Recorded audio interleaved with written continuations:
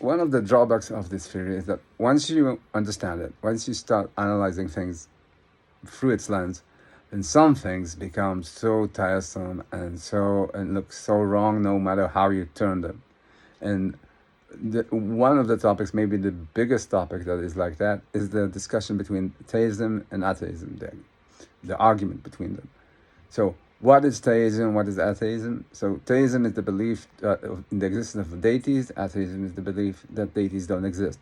What are deities? Deities are supernatural entities that are worthy of worship, something like that. So what's the problem here? Like, you'd think like either one of them must be correct, right? Like either they exist or they don't exist. Well, so if I had to use the textbook definition, then I would say they don't exist. But actually, what I mean by that is actually the opposite of what atheists mean. Like, according to the theory. Why do I say that? So, remember, so most of the argument between theists and atheists is whether supernatural entities exist, whether there's something, whether gods exist. The theists argue they exist.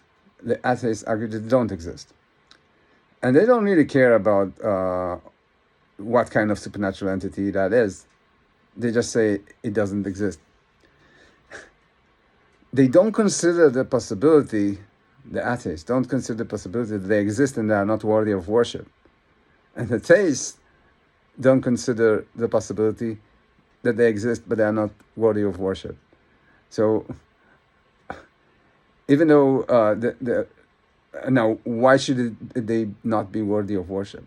Well, the theory does have this thing called a distributed property, which is basically a distributed subconscious that can, because it's distributed, can affect many experiential agents, and by creating synchronization between them, can instill private laws to a mass of people, and thereby basically create supernatural powers, if you want.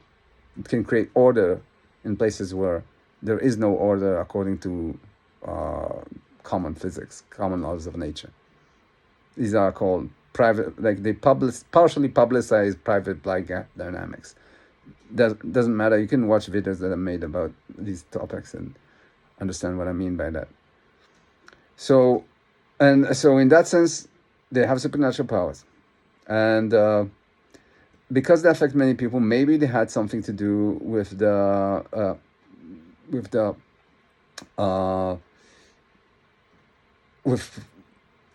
definitions of the laws of ethics and of morality. And you know what? Maybe the formation of the wakeful union, the physical reality, began with one experiential agent, which we call God, and then that later became a distributed property. I mean, it's possible. I don't know if that's true, but it's possible. So it began with one, and then it joined more experiential agents, just like in the story of Genesis, and then it became awake for you, and then it became us. So it added us to its creation. I won't go into the details of how that can work, but maybe that's possible. But still, it is still a distributed property. It's still an experiential agent.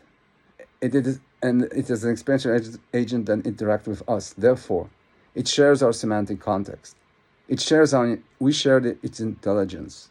It's not more intelligent than us. It understands the same things we do, like love, hate, and it has the same drawbacks as us, such as envy and fear, and being Machiavellian, and all that stuff exists in that. It exists in any experiential agent.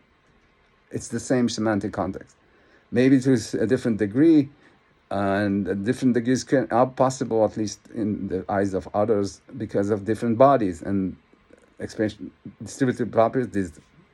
These gods, so called, they have radically different bodies than us, It's distributed between many, many experiential agents. But it's still a body, and as far as they know, they live their life with the same kind of desires as we have, well, uncontrollable desires as we have. So they're not worthy of worship just simply because we're on the same stuff. I mean, we're not the same, but we're the same stuff. There's no reason to worship them any more than there's a reason to worship a leader. And you can worship a leader if you want, but not because of some supernatural power, because just you like them. And you can like them, that's fine, but not worship, like. So, and at least a leader you can actually listen to. A distributed power pair, it doesn't speak, it doesn't make noises. It is in the background. It's a back-end feature of reality. So they can exist, and they can give us ethics and all that, but they're just not worthy of worship. So and they have definitely a reason to want us to worship them, because the more we worship them, the more we forgo our experiential dominance to them. We let them control. Then they become more powerful, and they have our drawbacks, and they love power, and they love could be that they love power, and could be that they love to feel strong, and all the narcissistic and all that kind of stuff. So definitely they have an incentive to want us to believe in them, but that doesn't mean we need to believe in them. Now, I'm not saying that all the gods that we ever known or learned about, or that came exist in religions, were all distributed properly. Some of them could have been just fantasies. Maybe all of them, but some of them could have been actual gods. So there could be deities, they're just not worthy of worship. And so now you're seeing this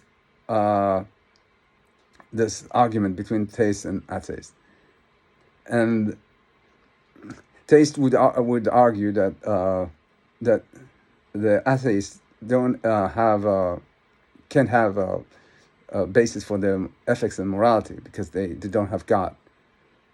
But of course they have ethics and morality because they share the semantic context.